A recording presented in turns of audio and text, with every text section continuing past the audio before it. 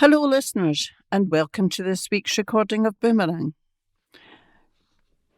This week it is Team 6 that is recording and is made up of Heather, Marcy, Jessica, Margaret, Peter, and our engineer is Ray. The news this week is taken with permission from the West Lothian Courier, dated the 7th of November 2024. As usual, the news will be broken into parts, and can I remind you that when you have listened to the whole recording, please post your wallet back to us from a post box and not the post office. So we'll now start with part 1, and that's general news.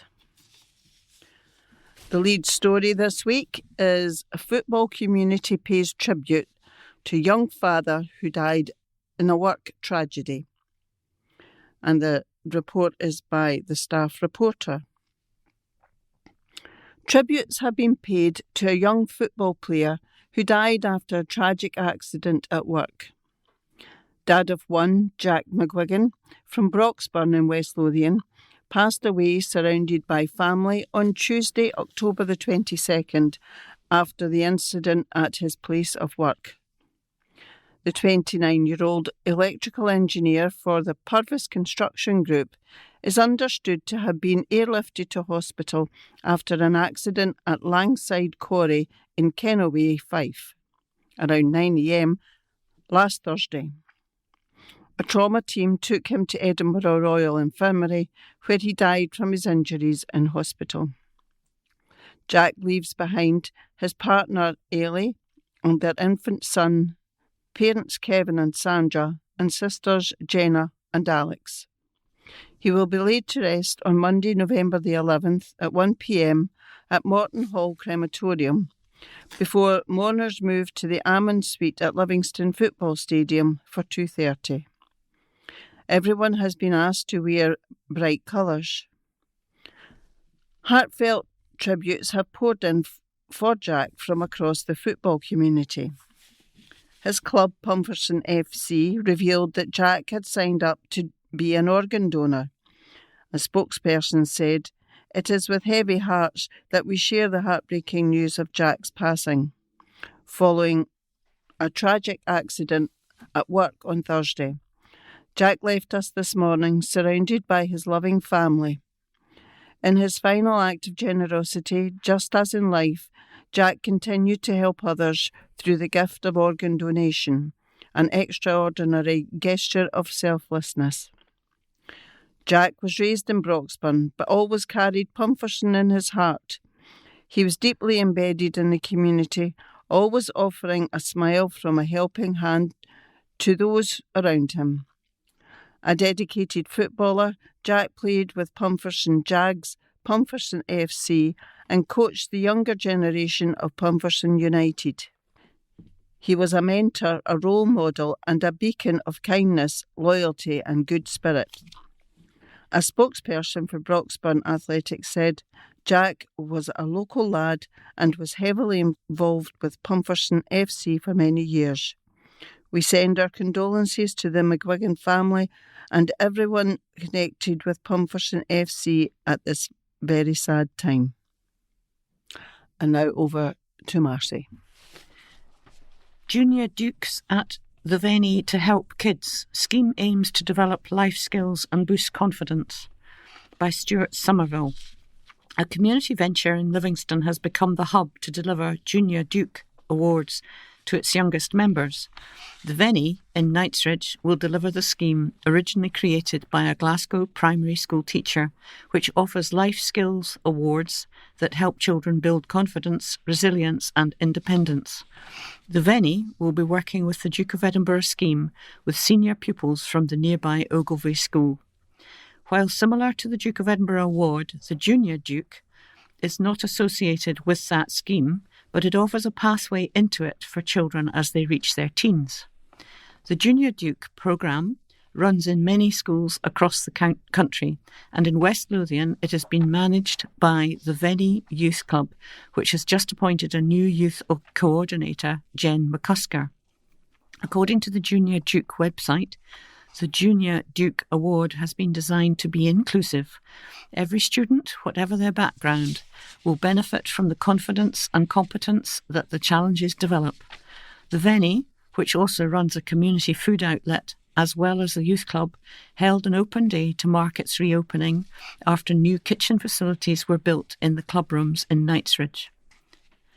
The Morrisons Foundation gave the Venny a donation of more than £8,000, which is probably the biggest single investment in the building in the 15-year life of the club.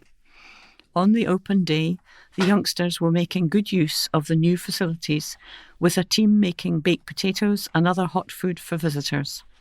The transformation of the building was branded amazing. It was a day for good news, said Trustee Julie Henderson, who runs the Venny food outlet in the Mosswood Community Centre. The open day also highlighted other projects offered by the Venny, including the food outlet, the community garden and the football team. The Venny will be working with Ogilvie School campus in the community garden. Julie said, "We have started to work with the young people of Ogilvie campus in the community garden, teaching them some life skills. They will also be completing the Duke of Edinburgh Awards. This is the first collaboration of this type. We are very proud of this work." It was also the chance for youngsters and trustees, including local councillor Andrew Miller, to welcome a new trustee on board, former Livingston MP Hannah Bardell. Bardell said, "I want to give my time, experience and expertise that I've built up over the years to support these amazing folk. I'm looking forward to getting involved and helping in any way I can. I grew up in an area very similar to this, and I was lucky that I had a family who helped me and gave me confidence to believe that you could do anything. You could become an MP." Current MP Gregor Poynton was among the visitors. He opened the open day along with local police and Scottish Fire and Rescue crews. And there's a nice picture of the children with 2 police officers and a car at the Venny. And over to Jessica. Pride and joy as Andrew is chosen to join parade. 78-year-old veteran thanks charity. An article by Robert Mitchell. A Livingston man who served in the army for nearly a quarter of a century has thanked Sight Scotland veterans for giving him the chance to march in the Cenotaph Parade again. Royal Scots Drum Major Andrew Keane, 78, hailed the charity's life-changing support. And he says marching in the parade will be one of the proudest moments in his life. Andrew explains, "I've been to the Cenotaph twice before with the Royal Scots and my late wife. This year I'm very much looking forward to it. It will be one of the proudest moments of my life. I've recently taken up the post as chairperson of the Sight Scotland Veterans Forum for the Linburn Centre, and it will be an immensely proud moment marching alongside my comrades from Sight Scotland Veterans. I was a very proud soldier and a very proud drum major. Now I'm very proud to represent Sight Scotland veterans. This November, 22 veterans from Sight Scotland Veterans will travel to London to take part in the Cenotaph Parade, a central event in the Remembrance Day commemorations. For all these veterans, Remembrance Day is a profoundly personal and moving occasion, a time to honour the countless individuals who gave their lives for the freedoms we enjoy today. It is also a day to remember family members and friends who made great sacrifices, allowing us to live in peace." Andrew continued, "I joined the army in 1962 with the Cameronians, Scottish Rifles. When the regiment was disbanded due to government cuts, I moved over to the Royal Scots, where I served until 1986. In total, I gave over 24 years of my life to the army, and every moment was filled with pride, especially my time as a drum major." Reflecting on his military career, Andrew shared, "My time in service was quite traumatising.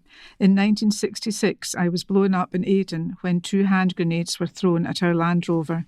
My eyesight has never been quite right since then. I had to wear glasses, and I suffered from blurred vision for years after.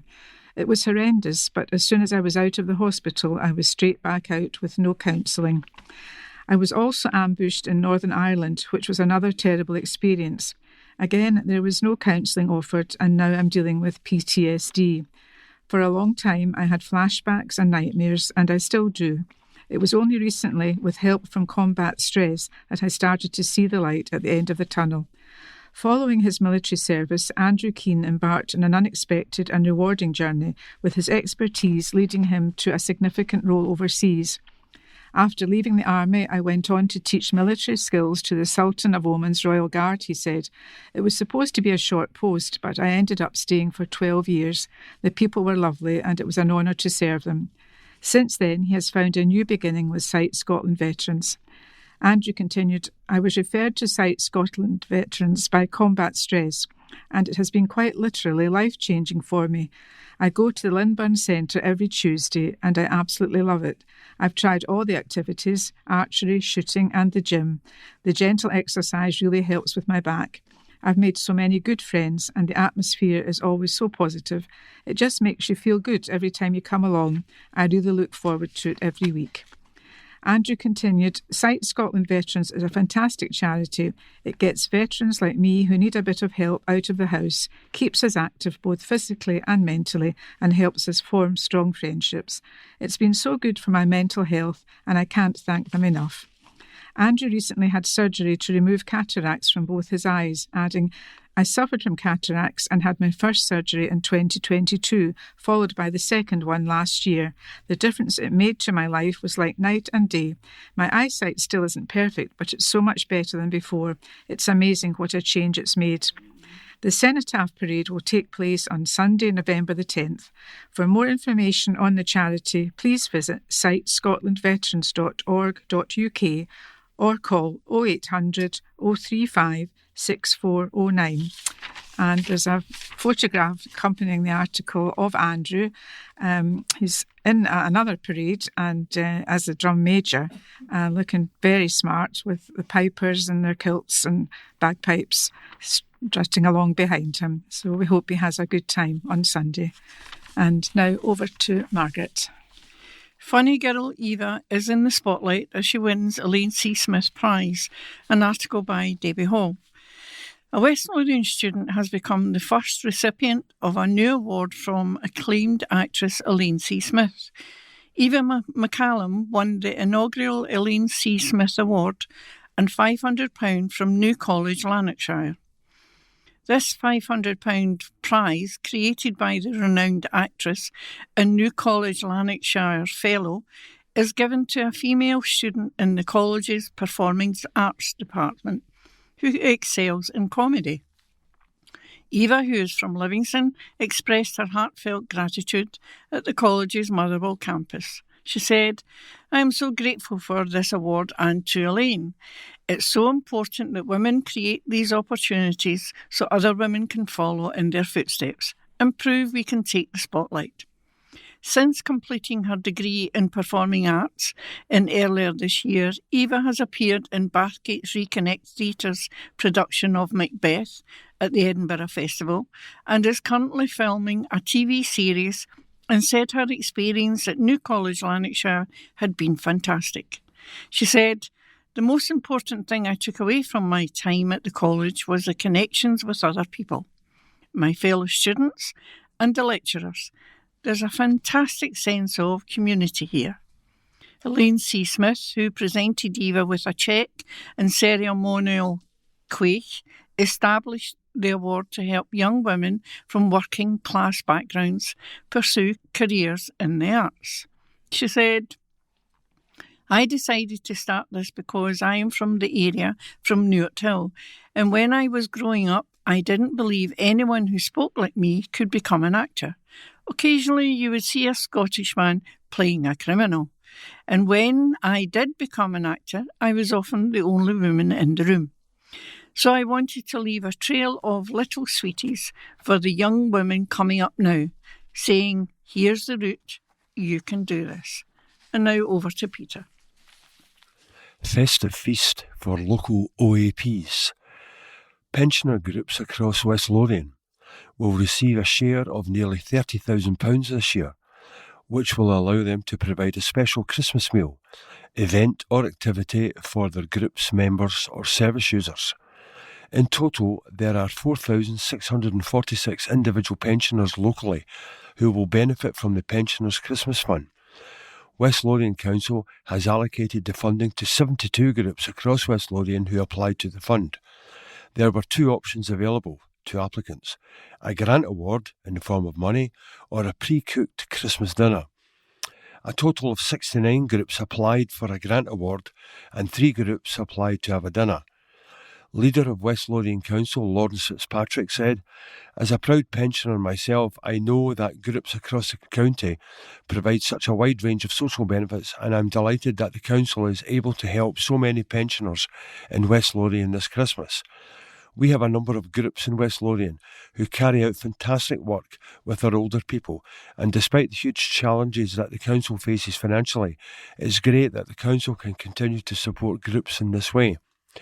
West Lothian's Older Persons Champion, Councillor Anne McMillan, said, "Thousands of West Lothian pensioners will benefit from this funding this Christmas.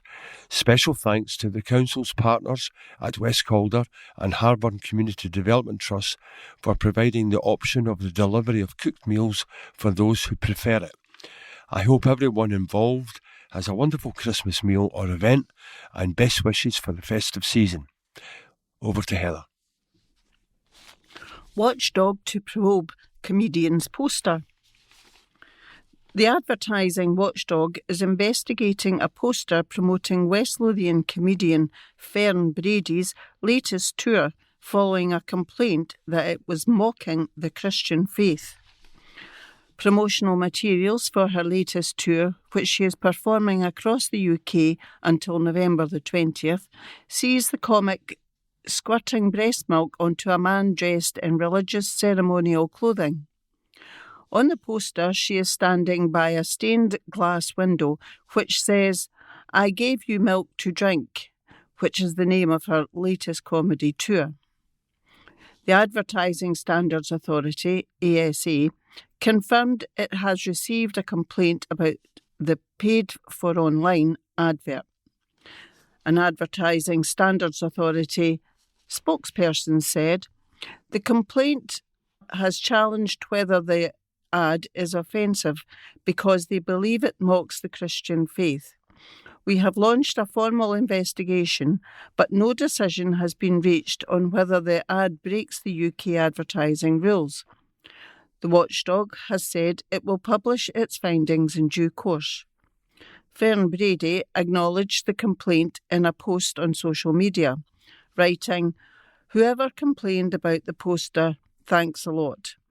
Brady from Bathgate rose to fame as a comic at competitions such as Edinburgh Fringe Festival and has appeared on comedy panel shows such as 8 out of 10 Cats and Taskmaster. And now over to Marcy. Funding will bridge the mental health gap. A new mental health programme which offers a helping hand to people in emotional crisis has won a 3-year funding in West Lothian. The local health and social care partnership agreed a £2.4 million contract after a pilot project was set up in March this year. The Distress Brief Intervention programme aims to provide help to those people in acute distress within 24 hours of first contact. In a year which saw the number of probable suicides rise across Scotland, the initiative is seen as crucial in helping people who feel they have nowhere to turn. The number of probable suicides in West Lothian in 2023 was 24, compared to 18 in 2022 and 30 in 2021. Health and social care professionals have been working on programmes which look at suicide risk factors, including poverty and addictions, as well as the help available for those who are in severe emotional distress but who have not been diagnosed with mental illness. A person for the service said it would bridge a gap in provision, adding, "There has long been a gap in our provision for people who do not have a mental illness but present in a distressed state to unscheduled care services such as the acute care and support team at St John's Hospital." Over to Jessica. Repairs at school kitchens. 4 West Lothian schools are set to share a £6 million investment programme to upgrade their kitchen and dining facilities. Stonyburn, Bells Quarry, Windynow in Bathgate and St John Ogilvie in Livingston are all set to have their catering facilities improved. This is part of the bid to tackle poverty by providing free school meals to all children in Scotland in Primary 1 to Primary 5 and those in receipt of the Scottish Child Payment in Primary 6 and Primary 7. The project for Stonyburn is currently out to tender, with works expected to be completed by spring 2025. And over to Margaret. Bowling alley approved for Debenhams. The former Debenhams store in the centre Livingston is to be transformed into a state-of-the-art bowling alley. Family entertainment operator Hollywood Bowl has been granted permission for 22 bowling lanes, an amusement area and a bar and diner. West Lothian Council has approved planning permission, which also involves converting the existing unit into an e-go-kart track and a 10-pin bowling alley. The ground floor will be occupied by the bowling alley, while the first and second floor units will be occupied by the e-go-kart track. The Centre Livingston was purchased in November 2023 by LCP, part of M-Core Property, with ambitious plans to transform the shopping centre into a vibrant retail and leisure destination and attract more global brands. Neil Woodward, asset manager at LCP, said the opening of a 22-lane venue next year will be a major milestone for us as we plan to expand even further into the leisure sector and also add additional retail and leisure brands to our portfolio. And over to Peter. Ex-Council Chief Executive is honoured. An article by Robert Mitchell. A long-standing council boss has been recognised by Edinburgh and Napier University for a packed career of public service in West Lothian spanning 6 decades. Alec Linkston was awarded an honorary doctorate during a graduation ceremony for students from ENU's Business School at Edinburgh's Usher Hall. He spent his entire career with West Lothian Council, becoming its chief executive in 1990. At that time, he was the youngest appointee to such a role with the Scottish local authority and was Scotland's longest-serving council chief exec by the time he retired in 2010. During his time with the council, he became known as a leader in public sector reform and was involved in the opening of the West Lothian Civic Centre in 2009, the largest public sector partnership of its kind in the UK at the time. Under his leadership, West Lothian Council was named UK Council of the Year in 2006 and became the first UK unitary authority to be awarded a charter mark for the entire organisation in 2007. Among Alec's other roles was a spell as chair of the Forth Valley Health Board between 2012 and 2020. He also joined the board of West Lothian College in 2005, serving as both member and chair until June of this year. It has strong links with Edinburgh and Napier, and more than 600 students have progressed from the college to Edinburgh and Napier in the last decade. Alec's achievements have been recognised with several honours, including the Quality Scotland Leadership Award in 2007, a CBE in 2008, and the Prince's Trust Scotland Volunteer of the Year Award in 2009. Responding to the award of his honorary doctorate, Alec said, "It's a great honour to receive this award from Edinburgh Napier University. All my senior career, I have sought to improve the life chances of West Lothian residents, particularly young people, through education, and it's now very humbling to receive this prestigious award. Over my 60-year career, I have won many awards, but none so precious to me as this one." Presenting the degree during the graduation ceremony, Michael Greenhall, Director of Planning and Strategy at Edinburgh Napier University, said, "At Edinburgh Napier, we celebrate difference makers. While not all of us can change the world, we can all make a difference. I am sure that you would all agree that Alec is a difference maker."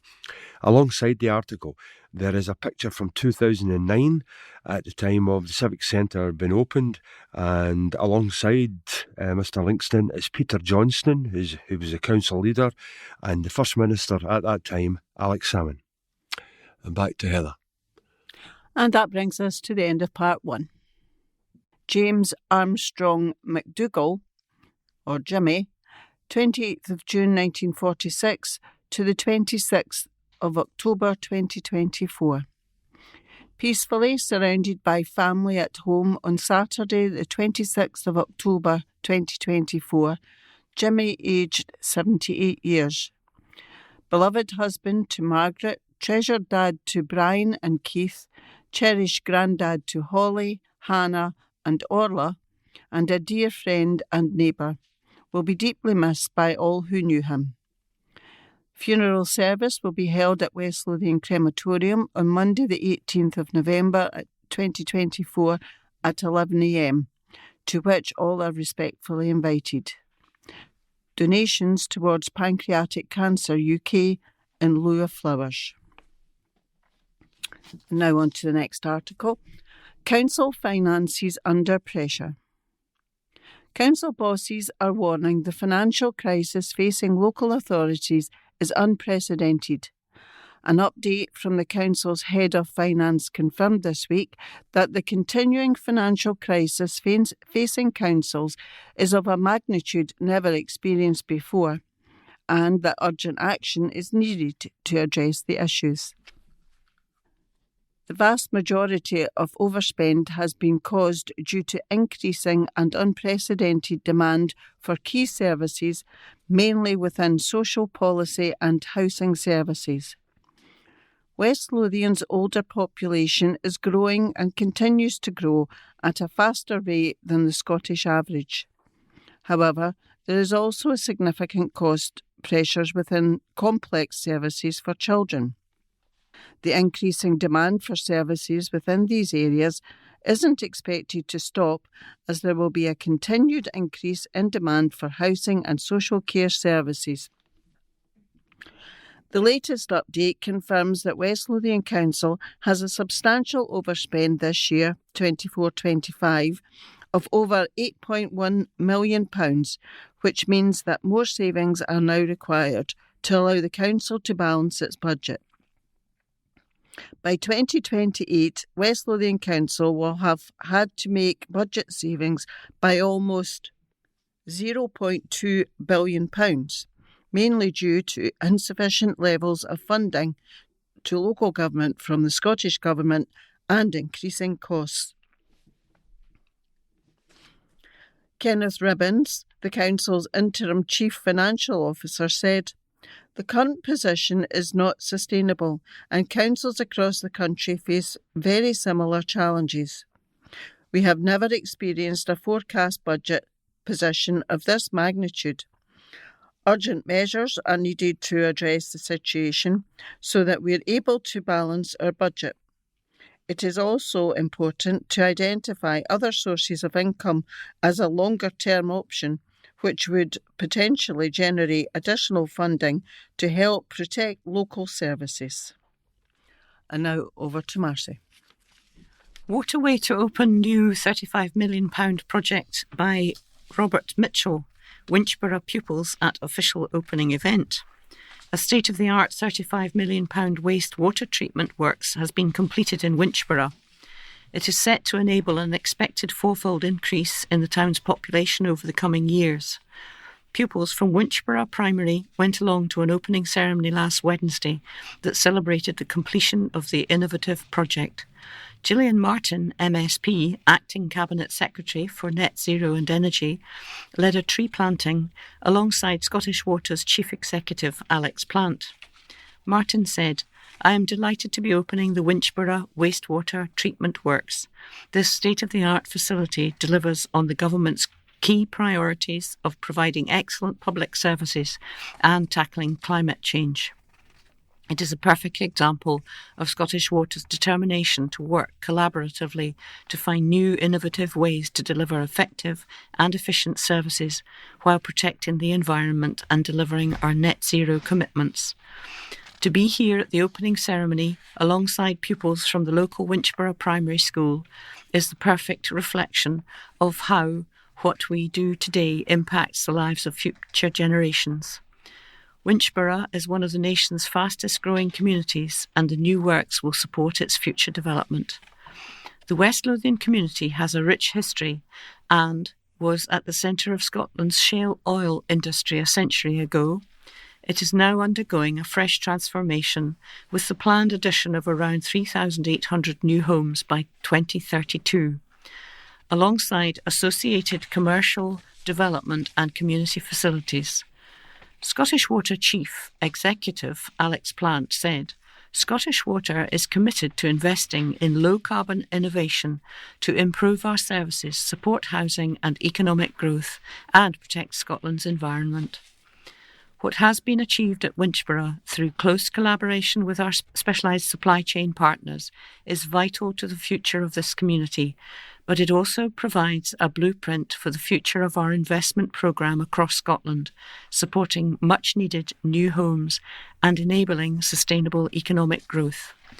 Our delivery of this project reflects a big step forward, driving down carbon emissions in construction without compromising on quality. We look forward to continuing work with our partners to deliver the future improvements we need to rise to the challenges of a changing climate and go beyond net zero emissions by 2040. ESD's Chief Operating Officer Peter Walsh said, reflecting our close relationship with Scottish Water, the Winchborough project has set a new benchmark in collaboration between our two companies. ESD is proud to be a Scottish Water Alliance partner, and we share their ambition to achieve net zero by 2040. The technologies behind the Winchborough plant will help us achieve that goal. I thank the ESD team and all our supply chain partners for their commitment and expertise, which has resulted in the successful completion of this flagship project. Winchborough has provided us all with invaluable experience that will benefit future similar projects. And there's a photo of the children with the people and their plaque being unveiled. And now over to Jessica. Controversial plans for car wash rejected. Concerns over traffic on busy road. Article by Stuart Somerville. Councillors have rejected plans to build a car wash just 2 minutes from the centre of Bathgate. Applicants had asked the local review body to reconsider their proposal to establish a site on open ground next to the Simpson Hotel in the town's Whitburn Road. However, local member Willie Boyle said a new facility would add traffic to an already busy stretch of road, which is lined with fast food restaurants and is only a few hundred yards from the Steelyard in the centre of town. There are also 3 containers used by food vendors parked on the site. Planners had overturned proposals put forward in March by Karen Wales of Irvine in Ayrshire when she had applied for permission for the formation of a car wash, including 2 storage containers, boundary fencing and parking on the vacant site at 69 Whitburn, next door to what was the former Bathgate Social Work HQ. The empty lot is just south of the town centre, next to the Lidl car park. It too is currently used as an informal car park. It sits opposite McDonald's and also has 3 food vans at the rear of the site. Agents for Mrs Wales said in their appeal documents that the site benefits from substantial vehicular travel.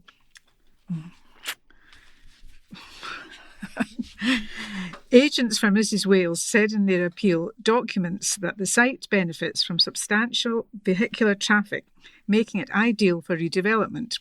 The development seeks to enhance the local commercial landscape by offering a convenient service for residents and visitors while leveraging the proximity to major retailers like Lidl, Aldi, Morrisons, McDonald's and Home Bargains, which indicates strong commercial viability.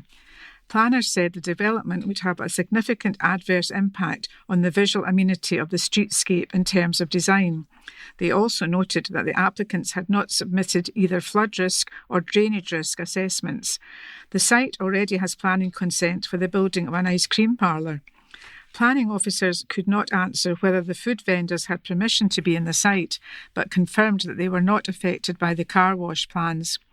Councillor Boyle told the meeting, I have concerns about the application regarding the traffic flow in this area. This is not people coming to park to use a service. This is a service for their cars, so it's designed to attract vehicle movement. I'm not sure, given the traffic flows at peak times, especially in this area, that the site could support this, and there's no traffic management study in the papers. There's also no consideration as to how the 3 fast food units will be serviced if they become part of the site as well. He moved to support the original decision made by a planning officer to refuse the application. Chairing the meeting, Councillor Danny Logue said he had similar concerns about the lack of detail in the appeal document, including sweeping statements made about water and drainage. It says, yes, there's a plan, but there's no plan. There doesn't seem to be anything concrete in the application, he added. Councillor Tom Conn seconded Councillor Boyle and added, the fact that the applicant has not submitted a flood risk and drainage risk assessment is not helpful to the application itself because that information has not been provided. I think the appointed person's position should be upheld. And over to Margaret. Fire crews under attack from yobs on bonfire night. An article by Debbie Hall. Fire crews were attacked in a West Lothian village as they attended calls on bonfire night. The Scottish Fire and Rescue Service said the firefighters had been pelted with missiles in Blackridge on Tuesday night, but thankfully they were not reported injuries. Locals in Blackburn also reported fireworks being aimed at homes and cars. In the run-up to the event, SFRS had appealed to the public to be aware of the dangers of both fireworks and unsafe bonfires, with a message to consider the impact of their actions on communities and emergency services. Andy Watt, Deputy Chief Officer for the Scottish Fire and Rescue Service, said, I would like to pay tribute to the professionalism and resilience of our frontline crews. Operations Control firefighters answered over 1,000 calls and have once again worked tirelessly to ensure we respond to those who need us the most.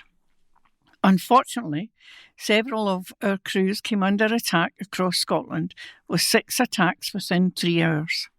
Crews were bombarded with missiles and fireworks while responding to emergency incidents. These attacks prevent our crews from bringing any emergency to a safe and swift conclusion and can impact on our emergency service colleagues, including the police, when they must escort us at the scene. This type of behaviour is, of course, carried out by a very small minority, and we once again thank our communities for their continuing support and working together with us to stay safe across the bonfire period. People in Blackburn also took to Facebook furious that gangs of youths were aiming fireworks at homes and cars. It comes just days after footage on social media showed several fireworks being fired in quick succession at Blackburn Skate Park on Sunday evening. One said, it's absolutely outrageous. What's happening in here? Absolute disgrace. Kids are launching fireworks at police cars and any vehicles that go near the skate park and launching at everything in the area. Very dangerous. Please, everybody stay safe. Police are doing all they can. Another said, just missed our neighbour by inches. I hope they're caught and charged. Police everywhere trying to catch them. Police Scotland said incidents of serious disorder during bonfire night had fallen this year throughout the country, following the launch of Operation Moonbeam in 2023. Assistant Chief Constable Tim Mears, Gold Commander for Operation Moonbeam, said, I firstly want to recognise the outstanding courage and professionalism of all of those emergency service workers who put themselves in harm's way to keep communities safe. Their actions ensured that some of the scenes we witnessed this year did not escalate into mass disorder on the scale of what we experienced last year. And there's a photograph goes with it. It's quite a hazy one, a smoky photograph with a firework going on. And the byline is mindless. Fireworks were set off in Blackburn on Sunday near the skate park. And over to Peter. Locals show off autumn style on centre shopping spree. It's an article by Debbie Hall. Whether it was shopping for special gifts, winter cosy coats or new books, the one thing all of the shoppers at the Centre Livingston had in common when our style squad caught up with them was their love for the wide range of shops and great places to eat when visiting for a day out. With colder climes upon us, lots of people were fine-tuning their capsule wardrobe. with warm coats and woolly jumpers, and also taking advantage of the return of the gilet, which is one of the biggest seasonal trends this winter. If you're planning to layer up with a body-warming gilet for some chic cold weather styling that's comfy and cosy, check out the stunning range at River Island, from crop faux fur to long line and quilted to padded. Perfume shopping was also popular, from gift buying for his best friends and a birthday mum treating herself to her very own bespoke perfume from Amar's Fragrances, created from her favourite scents. The lucky shoppers we spoke to were all presented with a £25 gift card, which can be used in over 80 stores at the centre Livingston to buy themselves something nice as a thank you for sharing their shopping stories with us. First up was Corinne Airy, who was visiting the shopping centre to celebrate her forthcoming birthday and to treat herself to Amar's Fragrances, the luxury perfumery where you can choose your favourite scents to create your very own perfume. Next up on our radar was florist Linda Crabb from Livingston, who was refreshing her winter wardrobe with a stunning new wool coat from New Look. Linda said, "With the shopping centre on my doorstep, it's great to nip in for essentials, or when I want to find a new wardrobe piece to keep me cosy during the winter." Katie Crabb, who works at St John's, was on a shopping spree, which included a Warmies hot water bottle scented with lavender from Body Care that you pop into the microwavable to heat up. Perfect for the chilly nights ahead.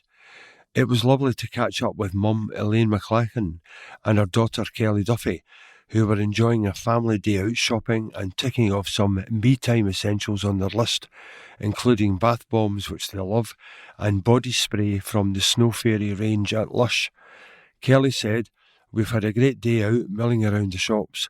We visit regularly, as it has something for all of us, including Primark, which is one of our favourite stores. We usually like to complete our day with a bite to eat, which is normally at Wagamama, as it ticks all the boxes for all of our tastes." Also visiting with the family was Erin Anderson, who is due her first baby this month, ticking off baby items which she still needs to get, and Roman, who was picking up a new Harry Potter book from Waterstones, high up on his shopping priority list. Michael Davison was enjoying a day off work, perusing the stores when we caught up with him and heard all about his favourite ones, which included HMV, being a big vinyl fan, and also Mankind for anything gadget related. Michael was also happy to try out the newly launched Alchemy range at Rituals, which is infused with amber and myrrh, and was treated to the new shower gel. Patrick Roberts, the centre director at the Centre Livingston, said, "It was great to chat to lots of shoppers recently and present them with a £25 gift card to treat themselves to something nice. Lots of people were either giving their wardrobe a winter boost or just enjoying a day out. With so many great shops and places to dine out, there's something for everyone." And alongside the article, there are a range of pictures of some of the people that we quoted, clearly having enjoyed their day. And back to Heather. New homes plan unveiled for vandalised business park.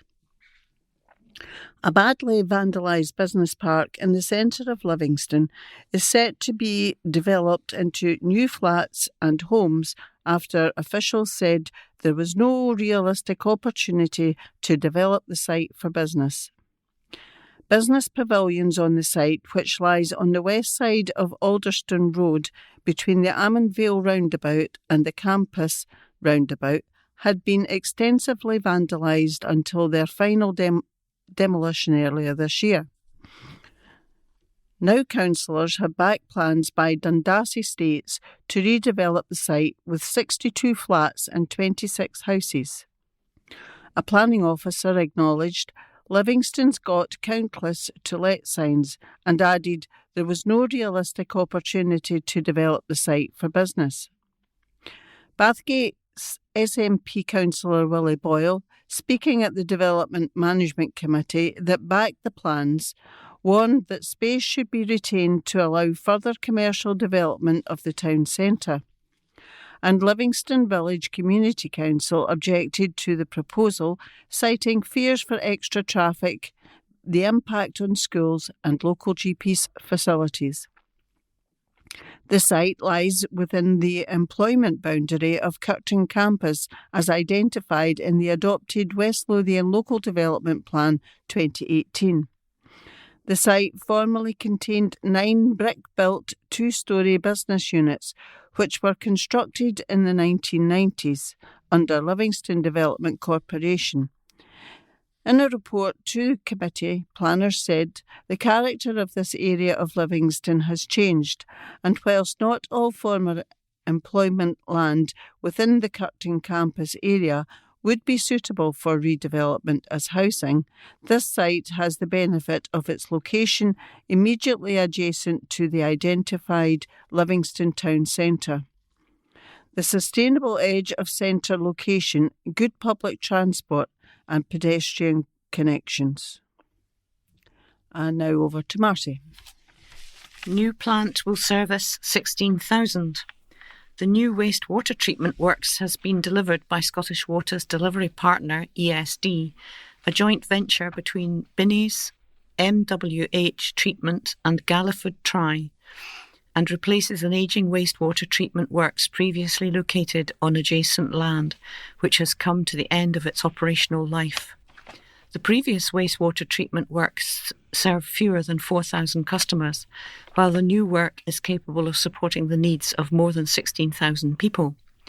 The new site's innovative Nereda treatment technology, developed by Royal Haskoning DHV and provided via its UK licence partner EPS, reduces energy usage by up to 50% compared with the alternatives, while providing an excellent standard of treatment to protect the local environment. The aerobic granular biomass at the heart of the Nereda technology enables multiple stages of the wastewater treatment process to take place within one of 3 individual tanks operating in sequence. This means more wastewater can be treated faster and with less chemicals in a smaller site area and with a much reduced carbon footprint. Winchborough is only the second site in Scotland to use the low-carbon technology, following a pioneering project in Inverurie, Aberdeenshire, with the same supply chain partners. Early collaboration in the design of the West Lothian site and learning from Inverurie enabled further significant carbon savings from using low-carbon stainless steel rather than concrete for the main tanks, reduced excavation and greater use of off-site fabrication.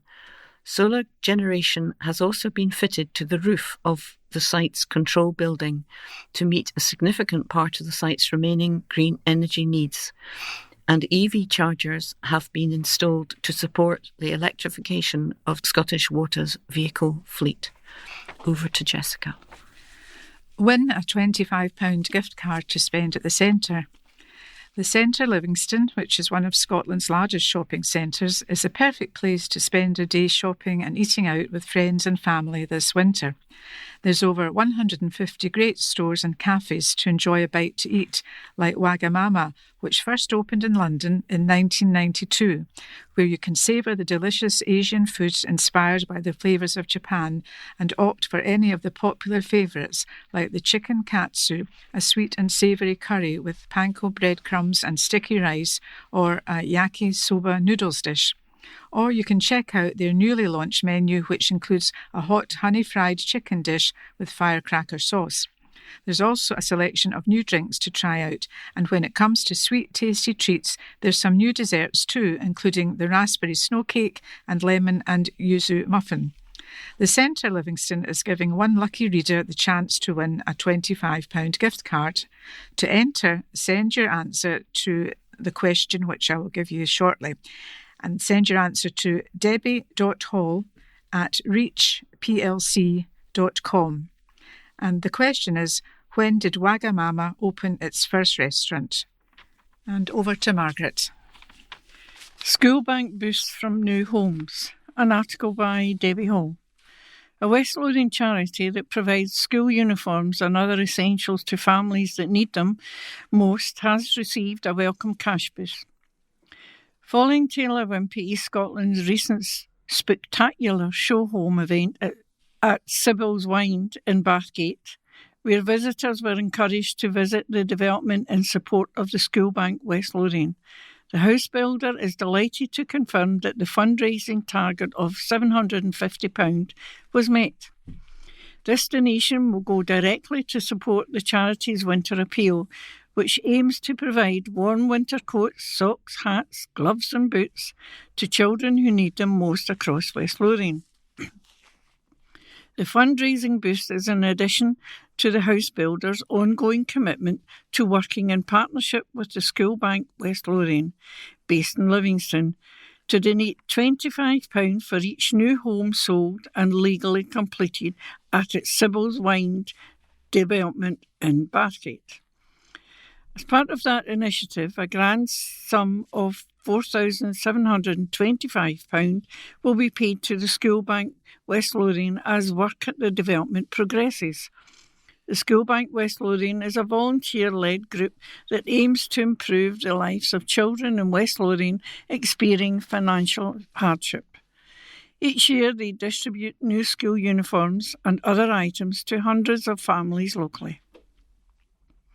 Commenting on the support it has received from Taylor Wimpey East Scotland, Colette Moran, project manager for the School Bank West Lothian, told the Courier, "In the next 3 months we expect to receive over 300 requests for winter jackets. So our winter appeal aims to help and provide children with warm jackets, hats, gloves and boots so they can arrive at school ready to focus, learn and thrive instead of worrying about damp and wet clothes." We are extremely grateful for the support that Taylor Wimpey East Scotland has given us following the successful launch of their show homes in Bathgate. And we can't thank them enough for their generous donation, which will be used to boost our winter appeal. I would like to thank them sincerely on behalf of everyone who uses our project's services locally. Kirsty McGill, Sales and Marketing Director at Taylor Wimpey East Scotland, said, "Following our show home launch event in Bathgate, we are delighted to be able to support our local charity partner, the School Bank West Lothian, with this donation to boost the reach of their winter appeal, which aims to help families across West Lothian directly. Being able to support and work with local charities and organisations that surround our developments means a great deal to us. And it's always lovely to know that we are helping to make a difference in the lives of people in our local communities." To find out more about the School Bank West Lothian's winter appeal and how to help, visit facebook.com/the School Bank West Lothian. For information on the range of new homes now available for sale at Sybil's Wynd, visit taylorwimpey.co.uk/Sybil's Wynd. And there's 2 photographs of both the Kirsty McGill and Colette Moran. One with showing jackets that are likely to be donated and one showing the cheque for the £750. And over to Peter. Pioneering science, putting dementia to the ultimate test.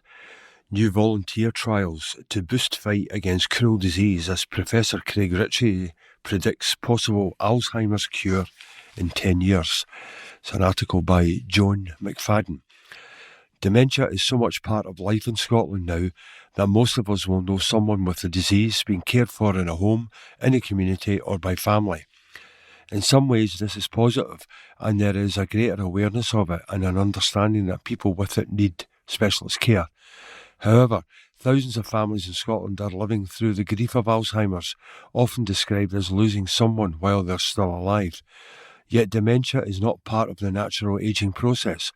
Although 8 out of 10 people still believe this, most people who have it are over 70 years old, and it's rare for people under 60 to develop Alzheimer's disease.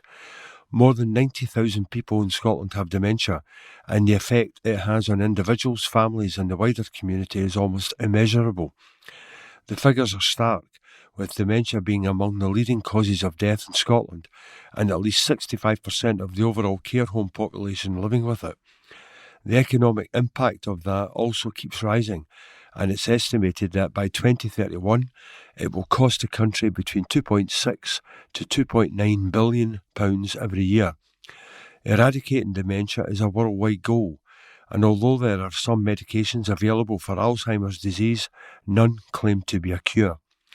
They'll have no effect on some people, and the hope with others is that they can temporarily slow down the progress of symptoms affecting everyday functions and activities. The focus until recently was on finding a cure for Alzheimer's to treat people with symptoms at practically any age. But Professor Craig Ritchie, founder and CEO of Scottish Brain Sciences, believes that it's time for a fresh approach. He's been advocating for this for the past 5 years, even more so now with the development of a test which looks for amyloid protein in the brain. This protein is a known contributor to the many neurological, behavioural and cognitive symptoms that reveal the disease's deterioration. A new treatment called lecanemab can help clear these proteins from the brain, but it's not yet in NHS use because it's considered too expensive to prescribe safely, given the careful expertise and monitoring these treatments require. Professor Ritchie said, "This treatment can only potentially treat early stages, and we need a completely fresh start to Alzheimer's detection and treatment. The new treatments being developed aren't for people with moderate or advanced Alzheimer's. The most recent research clearly reveals that Alzheimer's disease can start decades before symptoms appear, so we need a much younger perspective to our research and clinical trials. It's common to assume that Alzheimer's is an ageing person's concern, but it's a brain disease that can start in your 50s or even younger, though it can be another 10 to 20 years before symptoms emerge." Professor Ritchie told how Scottish Brain Sciences is appealing for volunteers, explaining, "Right now, we're particularly looking for volunteers in the late 60s and 70s who live in Scotland and are concerned about their memory or have a diagnosis of mild cognitive impairment or early Alzheimer's disease. Everyone joining this current study opportunity must have someone to join with them as a study partner to answer some questions about them. We are interested in including people across different ages, from healthy volunteers to those with the earliest stages of the disease. We're also running a study for people aged 55 and over that are cognitively normal but may have a family history of dementia that we can pre-screen for essentially a blood test and a short phone call to research cognition using voice recognition. We sometimes change who we're looking for to make sure we have a good balance across different ages and health status. If you don't meet the criteria right now, you're welcome to join our register to find out about future study opportunities. The data and samples we collect will be used to understand more about the diseases that cause dementia, and we can use the data to better match people to upcoming study opportunities. Brain disease can be treated before it becomes a severe dementia, and I believe we'll have that cure within 10 years. Alzheimer's Scotland provides information and support, and a free phone dementia helpline, phone number being 0808 808 3000, and is available 24 hours a day with advice for people concerned about their own health as well as family and friends. This includes accessing care, coping with challenging behaviour, applying for relevant benefits and sourcing local support. Loneliness is often a major issue for people with dementia, and for those supporting them, and the charity's aim is to ensure that no one faces dementia alone. There are specialist Alzheimer's units and care homes across Scotland with staff trained to care for those with moderate to severe dementia. Craig believes that a new approach to identifying and treating Alzheimer's at a much earlier stage will ultimately make advanced Alzheimer's a rarity, massively reducing the need for these units and care homes, with a knock-on positive effect on the Scottish economy. Care is first and foremost in making changes to our current treatment options, he said. That means continuing the right care for people who currently have Alzheimer's, but with a major focus on identifying the disease much earlier in younger people and working to stop the symptoms developing.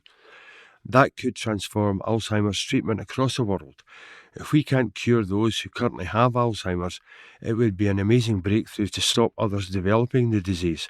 I never get used to seeing what this cruel disease does to so many people and the effects on all those around them, which is what drives me forward every day. He added, if you want to be part of the solution and would like to volunteer to take part in clinical trials, then please register with us. We currently have centres in Edinburgh and Aberdeen, so some interested people would maybe need to travel. We are aiming for a Scotland-wide service, so are looking for ways to do some testing remotely, especially in the Highlands and Islands. We're planning for St Andrews and the west of Scotland in due course, but that has yet to be finalised. This is just the beginning, and treatments will continue to be developed and refined over the next 10 years. I'm confident that we have a cure within our sights, and Scotland's brain sciences will play a big part in that. Beside this article, there is a picture of Professor Craig Ritchie giving a speech. And back to Heather. And that brings us to the end of part 2. A welcome back to part 3, which includes the quiz. And remember to listen at the start of part 4 for the answers. So, question 1. What part of the body is most commonly affected by gout? A. Neck, B. Nose, C. Big toe. Question 2. Which singer and actor had a hit with the song Strangers in the Night? A. Nat King Cole, B. Frank Sinatra, C. Bing Crosby. Question 3. Which nun won the Nobel Peace Prize in 1979? A. Mother Teresa, B. Edith Stein, C. Joan of Arc. Question 4. Who directed the film E.T. the Extraterrestrial? A. Ridley Scott, B. Steven Spielberg, C. George Lucas. Question 5. Which musical instrument is Stefan Grappelli associated with? A. The violin, B. The saxophone, or C. Piano. And question 6. What is the largest living land mammal? A. The African elephant, B. The white rhino, or C. The giraffe. And now over to Marcy. Learn more about broths. The next meeting of the West Lothian History and Amenity Society will be on the topic of Scottish broths and the Caithness Broch project. Pete McRae of the project will be speaking about broths in general and the Caithness project in particular on Wednesday, November the 20th at 7:30 in the McKinnon Scout Hall, Linlithgow Bridge. Brochs remain the most massive and mysterious of prehistoric remains in Scotland. These huge circular Iron Age drystone tires are by far the tallest ancient structures found in the British Isles. For information, email wlhaas.com. Non-members are welcome by donation. Over to Jessica. Halloween 2024. Trick or treat. Youngsters in West Lothian got dressed up for a creepy Halloween. There were some spectacular outfits as kids enjoyed guising and heading to frighteningly good parties. And this is just some pages of pictures of children with lots of lovely Halloween outfits. Lovely but scary as well, and they've really gone to town. We have quite a few Beetlejuice boys, and if any of you remember the original film Beetlejuice, there's a new film out now and I can recommend it, and they have their green hair, their striped suits with their ties. One of them looks a little bit scared himself, but the other two are laughing because it's all good fun. And there are little girls, very pretty but very scary. One of them especially looks very menacing. She looks like an evil doll, I would say, but she's probably a character from one of the children's cartoons. She's got red hair and she's got a very evil-looking face, but underneath you can see she's a pretty little girl. And another one who really is pretty is a unicorn. She's dressed in a lovely outfit, beautiful coloured skirts, like a ballet skirt, but longer with lovely colours, blue, purple, pink and mauve. And her wings, her unicorn wings, are beautiful, rainbow-coloured wings and a a lovely horn on the top of her head, and she's smiling. And we have a pretty spider. She's got beautiful wings too, with the gold, black, silver spider design. And a little girl who's a pumpkin, and we can't have Halloween without a pumpkin.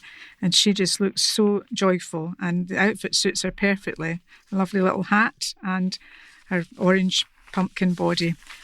Now, there's also another group of children who are the youngsters from the Winchborough Cook Sui Won Martial Arts School, and it says here that they got into the spirit of spooky season at their Halloween party. There were some gruesomely great costumes on show as the kids enjoyed a frighteningly good party, complete with freakish fun, grisly games and much more. And there's quite a crowd of them there. They've got quite a few skeletons, and devils seem to be the favourite. There's a Robin Hood, though, that's a new one, and somebody else who looks a wee bit like Michael Jackson, but I'm not quite sure, has a hat and a kind of military uniform with epaulettes.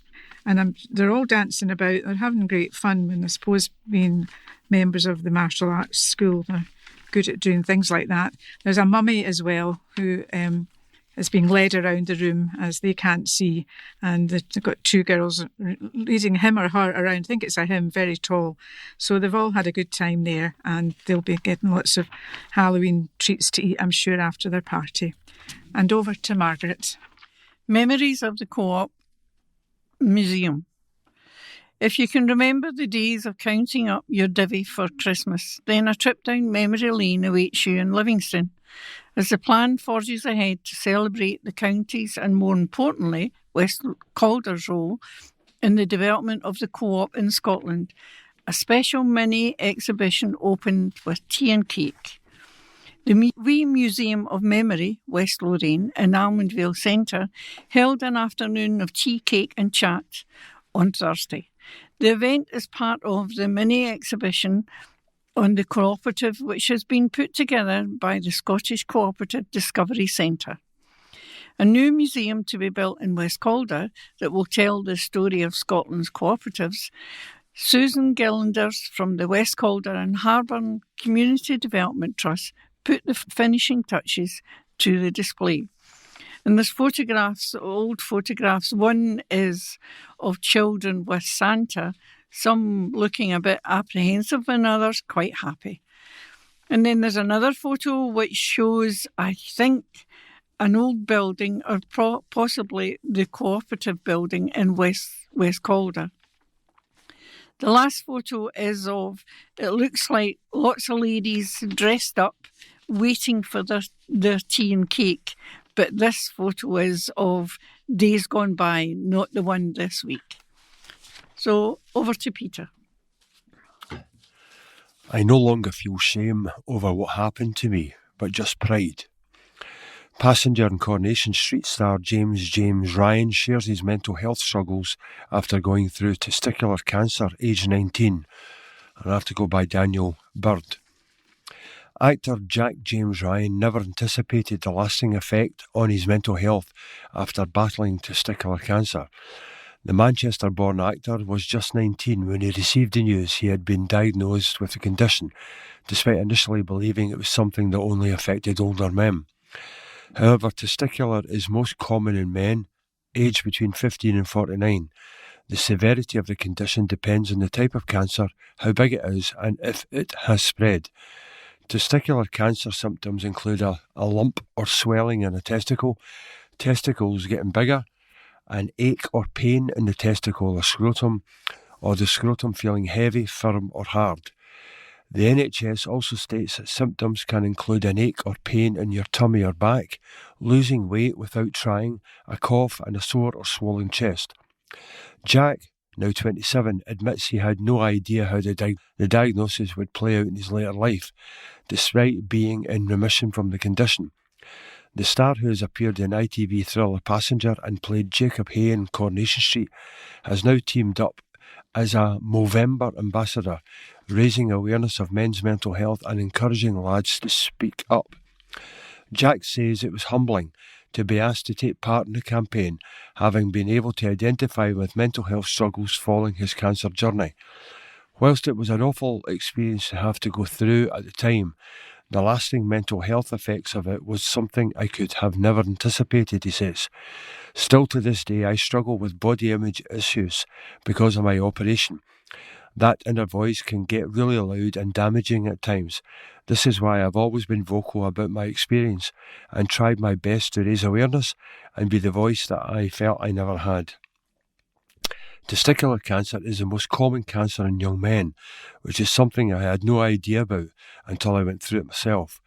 Reflecting on his diagnosis at such a young age, Jack says, it's weird to say, but one of the better things about getting a diagnosis with testicular cancer, as opposed to others, it can be if you find it early a treatable cancer.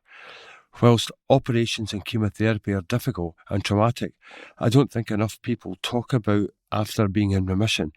It's the years after is trying to deal with the trauma of what you went through and how that impacts you for probably the rest of my life. Jack says that the earlier men get checked, if they discover anything unusual, there is a more rapid chance of having the lump removed and having a more positive outcome. Jack reveals that men have been in touch with him to say that they have found a lump on their testicles, with some explaining it had been there for months. I'm like, no, go and get it checked. It's probably going to be nothing, but don't put it off because that's when things can start to get more difficult, he explains.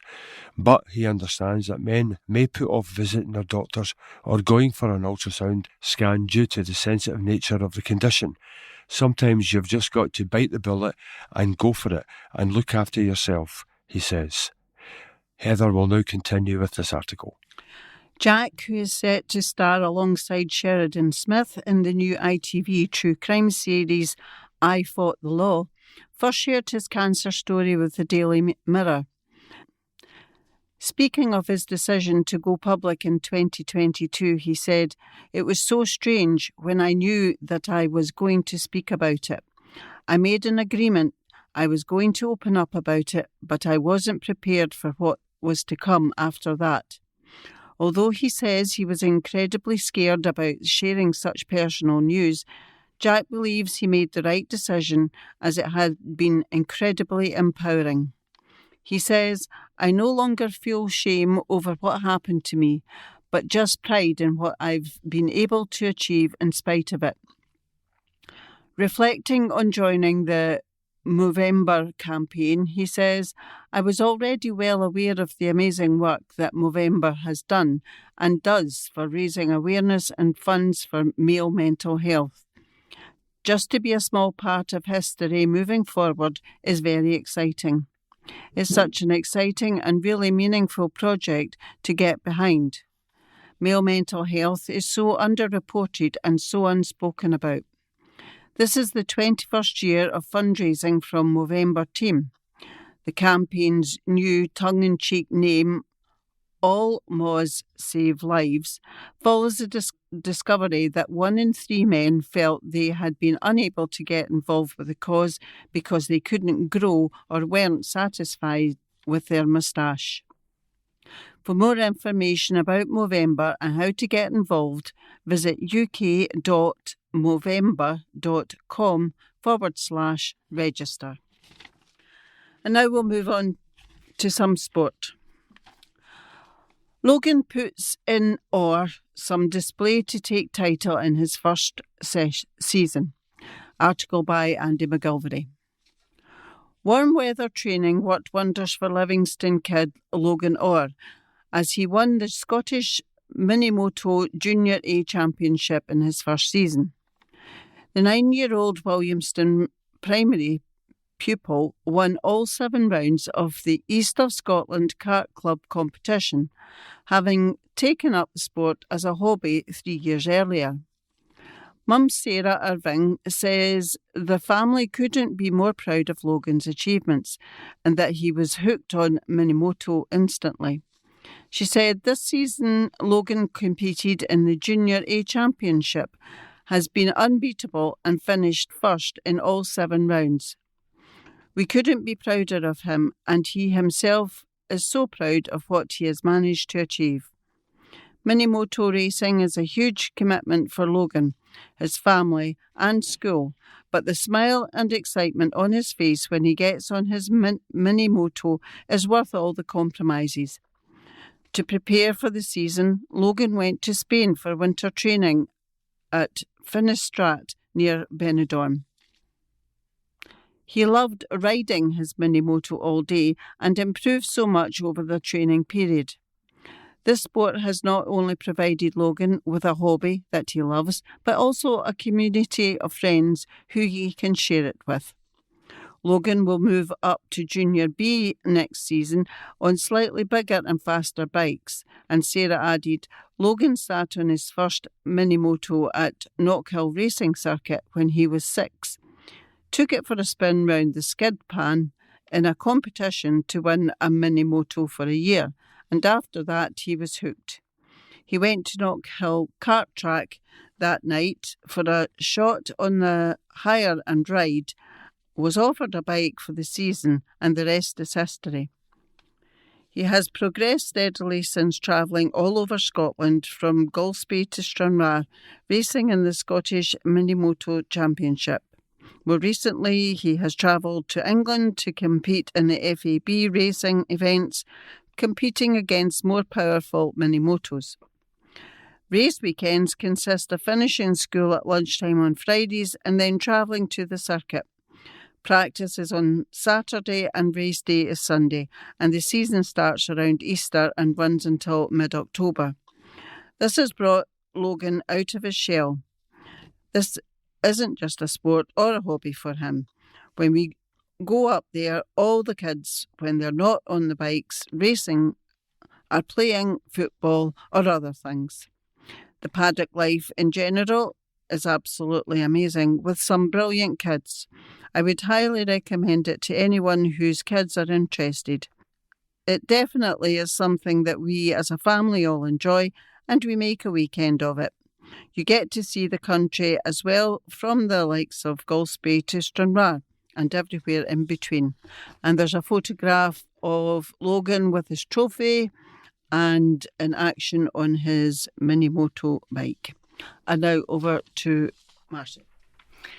Here's a rugby report. Linlithgow stun rivals. Linlithgow Rugby Club stunned Higher League Lasswade in the National League Cup on Saturday, winning 34-17 at Hawthornden. National League 2 side Lasswade were favourites to win the group, which also featured North Berwick ahead of the opening match. But the National League 4 side stormed to what is surely one of the best results in the club's history. Last season's beaten finalists, Lasswade, tried to run the ball out of their own half, but early scrums showed that Reds' pack could handle their more experienced opponents, and they provided a solid platform throughout the game.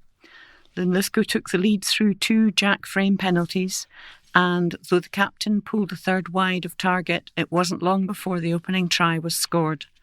From a solid scrum, Archie Rusak linked with Connor Finlay, and he floated a pinpoint kick straight into the arms of flying winger Ross Tullach. Tullach charged forward and found Ewan Curran in support, who sidestepped a defender before diving over in the left corner, with Frame's conversion taking them into a 13-0 lead midway through the half. Linlithgow were picking up injuries, with Adam Buckley, Ewan Mochrie and Frame all forced off. Buckley's arm injury needed hospital treatment, and though Mochrie eventually rejoined the game, a head knock ended Frame's game and saw a Lasswade player sin-binned. Lasswade pulled a try back just before the interval, reducing the leeway to 13-5. Despite losing a try early in the second half, Linlithgow fought their way upfield, and after some patient, controlled driving play, Connor Finlay wriggled over for a try at the base of the left post and also added to the conversion. Lasswade responded with another try, which was converted and cut Reds' lead to 2017. Linlithgow dominated the last period of the game with a combination of simple tactics and excellent execution. Cammy Murray then dived over for Reds, with Finlay again adding the extra points for a 10-point lead before Mochrie dived between the posts soon after. Finlay kicked the conversion with the last kick of the game for a very strong 34-17 win.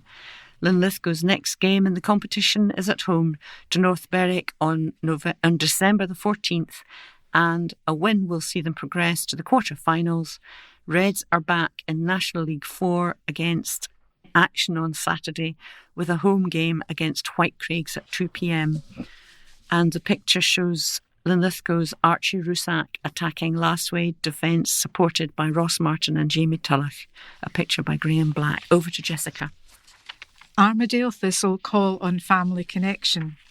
Armadale Thistle Ladies Football Club are savouring another landmark win, a new sponsorship deal with telecoms firm ComsWorld. ComsWorld agreed a 2-year package with the women's football team, who have enjoyed a fine start to their debut season in SWF League One. The deal includes funds for new kits for the 22-player squad emblazoned with the company's logo. ComsWorld are based in Newbridge and have a strong connection with both Armadale Thistle Ladies and West Lothian. Star Thistle player Chloe McGarry's father, Andy McGarry, has worked at ComsWorld since it was founded 30 years ago, while ComsWorld service delivery manager Connor McCluskey has joined Thistle as a coach. Many employees also live in the area. The deal is also a boost for Armadale Thistle Ladies, who were formed in 2023 out of the former Livingston Women FC development team after they enjoyed a 2-year unbeaten run that saw them secure back-to-back titles in the 5th tier of Scottish women's football. As league rules mean as a development side they couldn't be promoted, manager Jamie Williamson and his assistant manager David Watson secured a move to Armadale Thistle. In their inaugural season as Armadale Thistle Ladies, they secured the SWF East League title, sealing promotion to the national SWF League One. Martina Kaur, ComsWorld marketing manager, said, "We are delighted to have the opportunity to sponsor Armadale Thistle Ladies. The team is one that is close to the hearts of the company thanks to the personal connection with Andy, whose daughter Chloe is a regular for Thistle, and Connor. Not only that, but Jamie and David have managed to quickly establish the team as a real driving force for women's football in West Lothian. With ComsWorld's support, we very much hope they can build on this and achieve more success." Jamie Williamson said, "The new ComsWorld sponsorship deal is tremendous news for Armadale Thistle Ladies, and we are very thankful to them for putting their faith and their funds in our team. Securing a new sponsorship deal is not only a boost to our players, David and myself, who are loving being in the national SWF League One, but also for the club, who have made us all feel so welcome since we became part of the Armadale Thistle family. I am looking forward to the next chapter in the story of Armadale." And to accompany the article, there's a picture of the ladies kitted out in their new uniforms, which ComsWorld have supplied. And it's royal blue and white strip. And the goalkeeper looks as if it's purple that she's in. They all look really thrilled with their new outfits. And over to Margaret. Lionesses Edge Pass, Gart Crayon. An article by Angus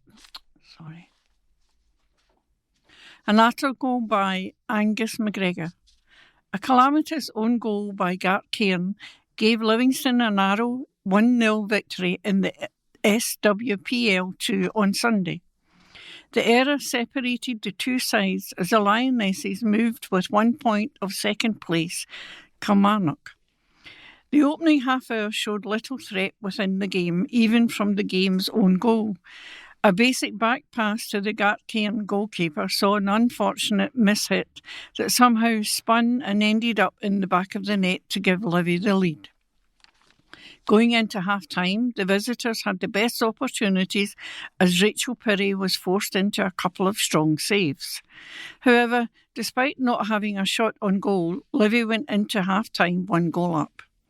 A strong defensive showing from Livingston saw them keep Gart Cairn at bay, with Pirrie stepping in when needed to thwart any danger. Livy's best chance came from a late counter-attack, with Anna Dickhoff rattling the bar whilst Erin Burns' follow-up went wide of the target. Gart Cairn looked to have snatched a last-minute equaliser, but Summer Laird was on hand to clear off the line and preserve the clean sheet. A win in not the most glamorous circumstances, the 3 points are a bit of a coup as Livingston moves 6 points ahead of 4th and 5th place. League leaders Hamilton Accies opened up an 8-point gap at the top of the table after the convincingly dispatch of Kilmarnock winning 4-0. The Lionesses are back in action on November the 17th, away to Rossvale. And back to Heather. To the end of part 3. And welcome back to part 4. We'll give you the answers to the quiz, and then we will read some news from the West Lothian Council's bulletin for the autumn period.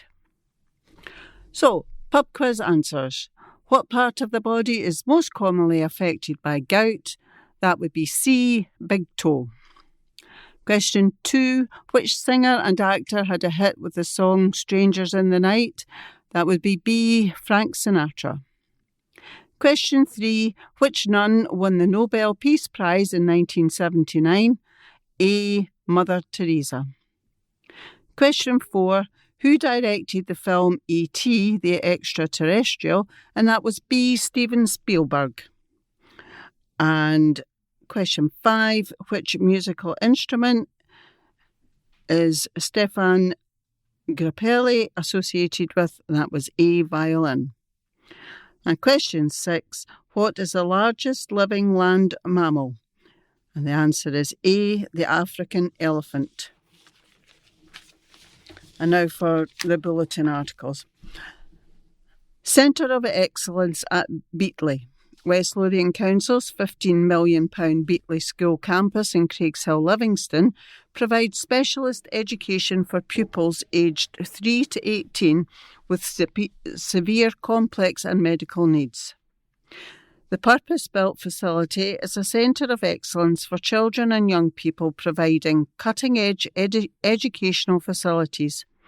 The school was officially opened by Executive Councillor for Health and Care, Anne McMillan. Head teacher Debbie Green said everyone within the Beatley community is delighted with the new school, which is having a real positive impact on the level of education and care we can provide our amazing children and young people. The project is part of a £26.5 million investment in schools for pupils with additional support needs, including Cedar Bank School and Pinewood School in Blackburn. Along with the core education facilities for nursery, primary and secondary pupils, the new Beatley School includes a hydrotherapy pool, 2 general purpose rooms, a life skills area, multi-purpose hall and sensory garden. It also includes the most up-to-date assistive technology products which are designed to facilitate greater independence for those with mobility issues to explore their surroundings by increasing, maintaining or improving their functional capabilities. In addition to the education facilities, the new school has parent support facilities, including accommodation for partner agencies and support services, including the NHS Child Development Centre, CDC, which currently supports pupils throughout West Lothian. NHS Lothian is allocating around £1.5 million to the project to cover the cost of the new CDC facility. Councillor Anne McMillan said, "At Beatley, the amazing young people require specialist support and care, and many of them have profound medical needs. The Beatley campus has incredible facilities to look after and care for the health and educational needs of young people. It was a pleasure and an honour to help the young people officially open their wonderful new school. The new Beatley School campus has been developed with council investment and funding the Learning Estate Investment Programme, a joint initiative between Scottish and local government. The £15 million project was delivered for West Lothian Council by its development partner Hub South East, with Morrison Construction appointed as the Tier 1 contractor." And now over to Marcy. Pupils on song at East Calder Primary opening. A special celebration was held to mark the official opening of the brand new East Calder Primary School. The new school was completed on time and on budget. Invited guests joined pupils and staff at the new school for a short ceremony which featured musical performances from the East Calder alumni, brass band and enthusiastic singing by pupils from the school. Leader of West Lothian Council, Lawrence Fitzpatrick, who unveiled a plaque to mark the occasion, said, "It's a huge honour to open this fantastic new school for young people in East Calder, and thanks to the pupils, staff and the whole school community for welcoming everyone. You can already see the benefits that the new school brings as a platform for the delivery of quality education. The previous school building served the East Calder community since 1935, so I hope that the new school will also support young people to achieve their full potential for many generations to come." East Calder head teacher Fiona Stewart added, "Thank you to everyone who came along to celebrate the opening of our fabulous new East Calder Primary School. The superb new building has been hugely welcomed by everyone in the school community and is already having a positive impact on our young learners, with our new learning spaces not only supporting academic achievement but allowing us to nurture creativity, collaboration and critical thinking of our learners. The new school was delivered on behalf of the council by development partner Hub South East, with Morrison Construction as the lead contractor. It has been jointly funded by Scottish and local government as part of the Learning Estate Investment Programme, or LEIP, which is administered by the Scottish Futures Trust. Works to demolish the previous school buildings are ongoing, with the recently built early years extension being retained. And on to Jessica. A fantastic new play area has been unveiled in Broxburn. Youngsters from Broxburn Preschool Playgroup were the special guests invited to help officially open the new facility at Holmes Park. They were joined by the Executive Councillor for the Environment and Sustainability, Tom Conn. The project at Holmes Park is part of the Council's investment programme, with £2 million to be invested in the development of play areas and sports facilities over the next 2 years. The Council is working on the development of 28 play areas over the next 2 years. The new play area in Broxburn was delivered following a public consultation, with local residents selecting Holmes Park to be the site of the new play area. Due to its natural location joining onto the Shale Trail and other nearby public sports facilities, the new park helps create a rich network of active public space throughout the area.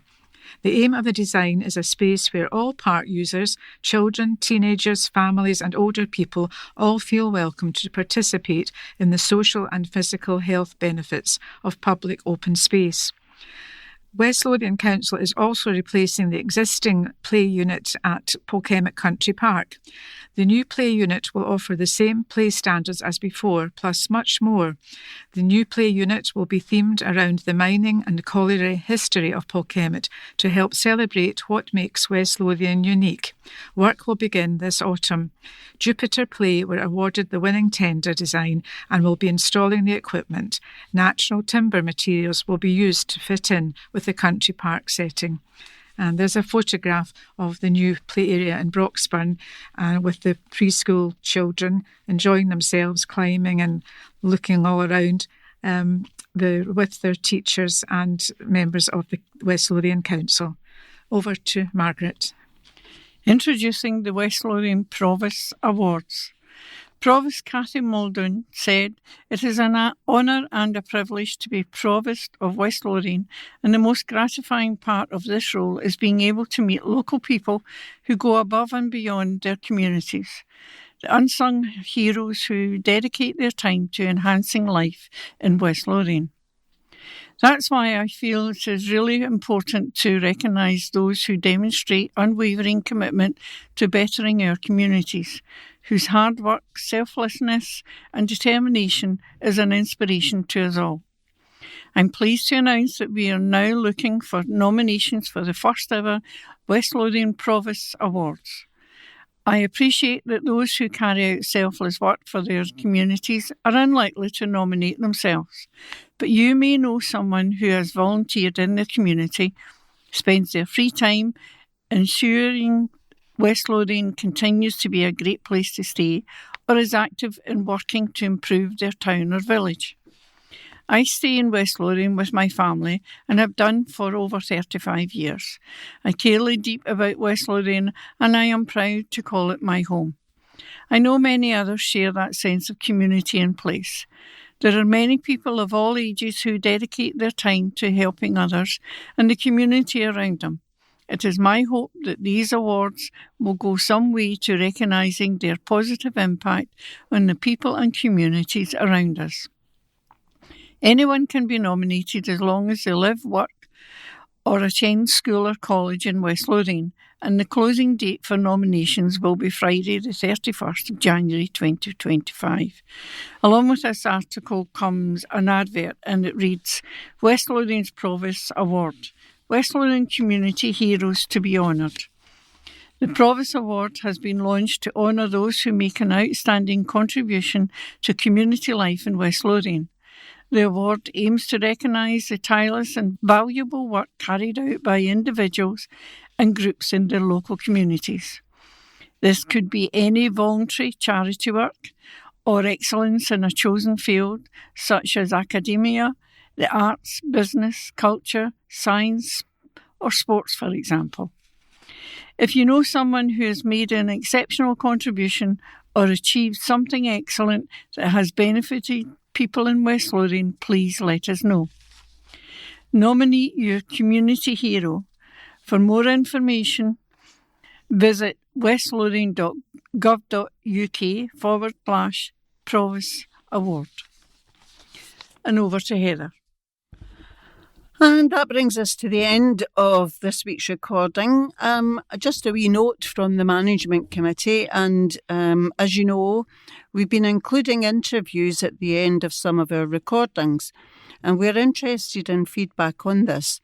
So please do let us know if you're enjoying the interviews, and also if you have any suggestions on who we could interview in the future, please let us know and we will try to make this happen. So that brings us to the complete end of the recording, and I will say goodbye on behalf of Team 6, our engineer Ray, our readers Heather, Marcy, Jessica, Margaret and Peter. Until the next time, bye-bye.